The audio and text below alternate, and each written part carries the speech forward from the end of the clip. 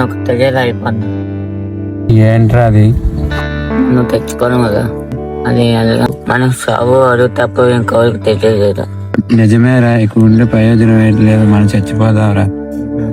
నిజమేరా, మనం చనిపోదాం.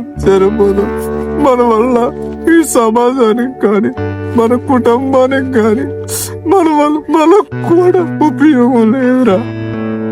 చనిపోదాం, రండి చనిపోదాం.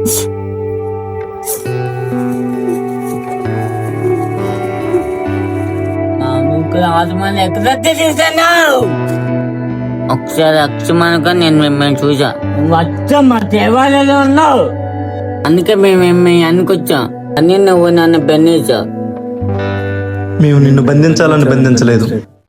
మేము ఒక ఆత్మని అడాప్ట్ చేసుకోవాలనుకున్నాం. ఆతంతో నీకెందుకని అంటే నాకు ఒక బ్యాడ్ హ్యాబిట్ ఉంది. అదేంటంటే